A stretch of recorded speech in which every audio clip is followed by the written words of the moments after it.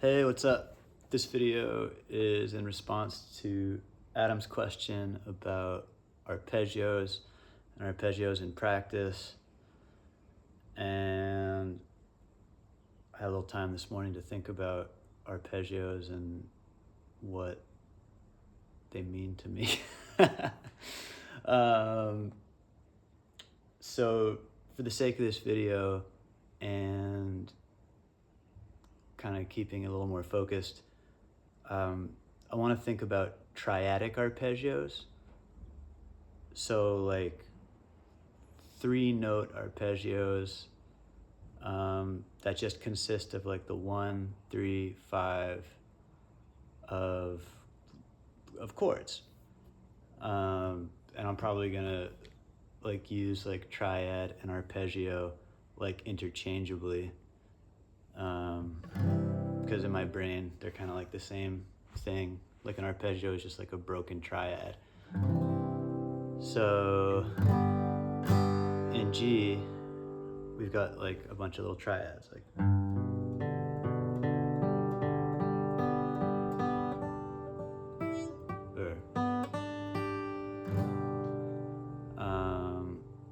and the way I'll go about practicing them is usually I'll start with the major scale just to like ground myself. And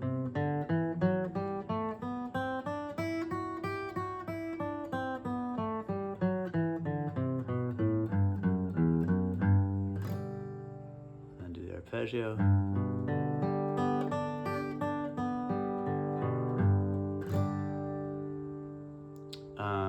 But then I'll also practice like little pieces of that full arpeggio, like maybe a 4-note arpeggio, like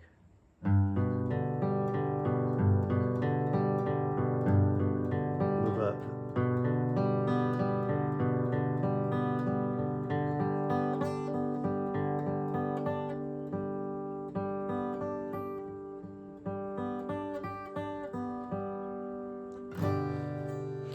three notes. Maybe like break the pattern up and do like the first note of it, the top note of it, and then the middle note of it. So like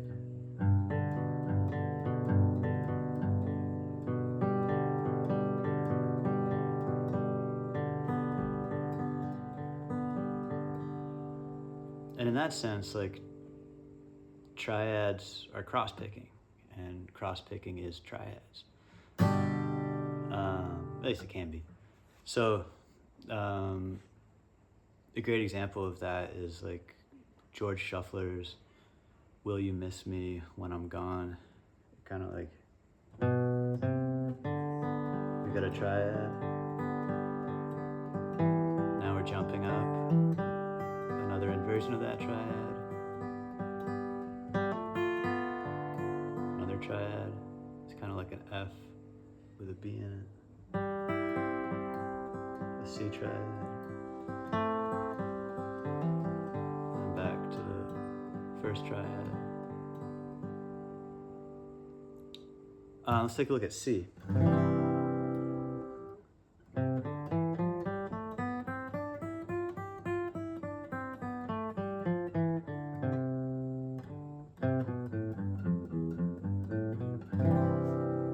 The full triad, or the full arpeggio.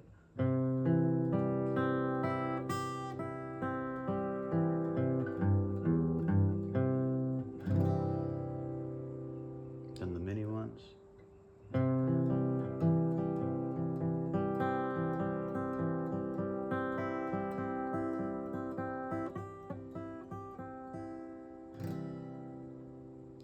Another example of how that would factor into a tune is Wildwood Flower.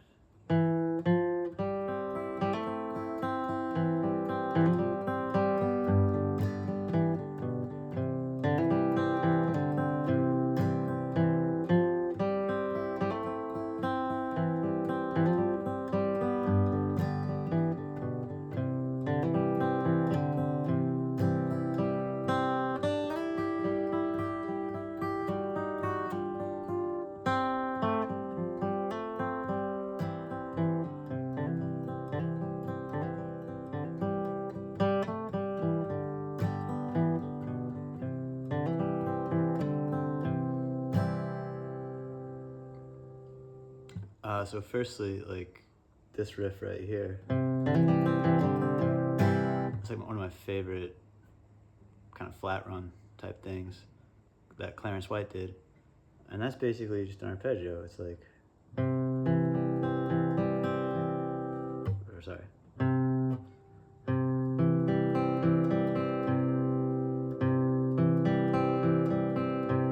Then you just add with your left hand, a hammer on and a pull off. And then in the tune, we got arpeggio.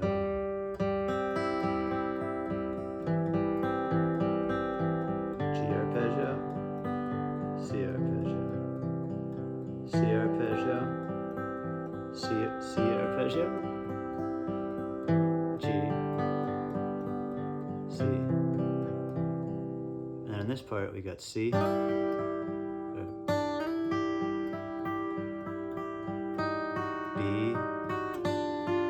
B flat, F. And Clarence White leaves the bottom note of the arpeggio out, like, but if you put it in, it's like,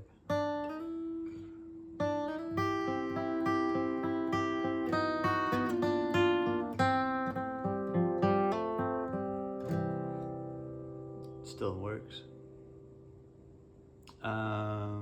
Cool. All right, so moving up the neck, let's stay in C. We've got all our different positions. So there's like open, and then this one.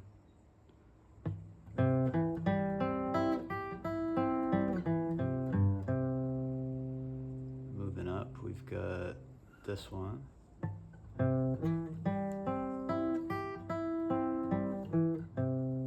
Then we got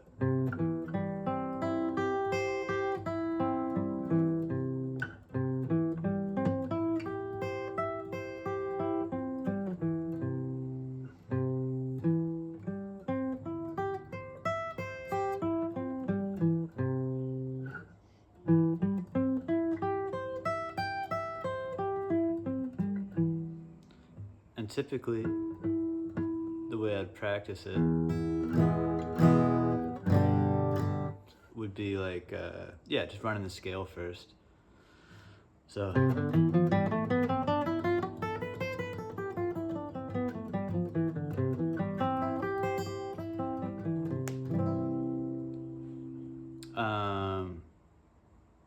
And then usually when I'm doing these exercises, I'm doing it because I'm learning something in that position.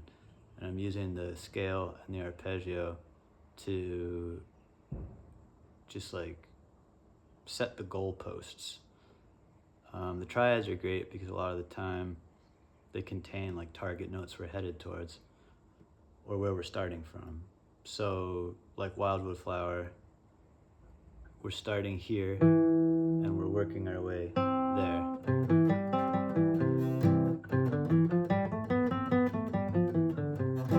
So you got like,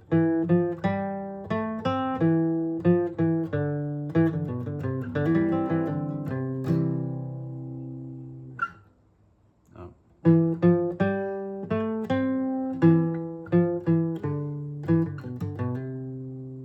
Kind of janky, but yeah, so as you're learning fill tunes up and down the neck, in different positions, using arpeggios to kind of set the stage is a great exercise, I think. Let's look at a minor triad. So we got, or a minor arpeggio. Take E minor.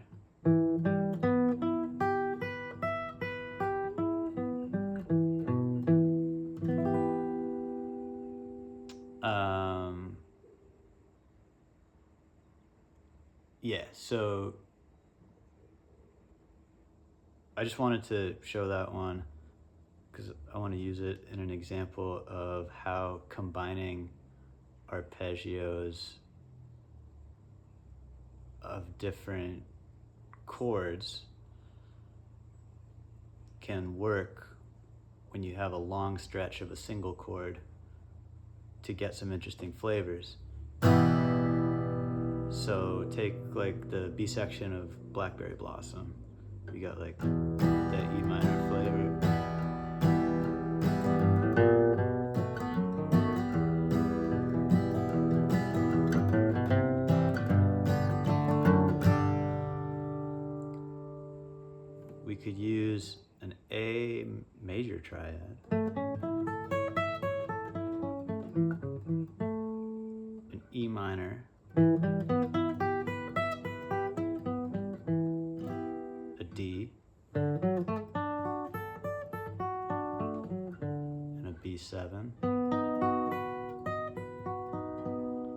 that's going to create some interesting flavors. So we got our D minor 5.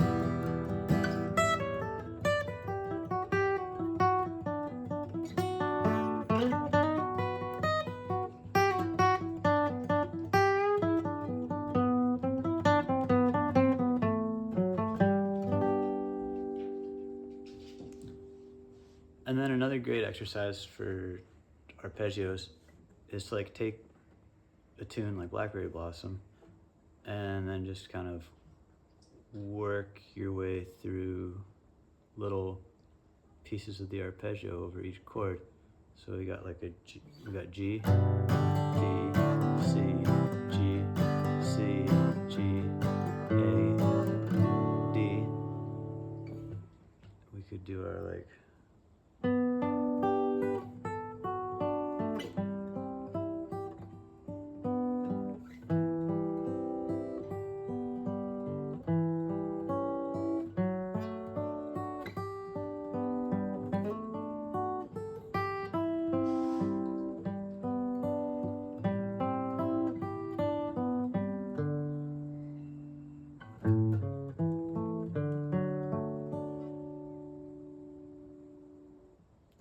it's kind of a janky example, but it gives the idea.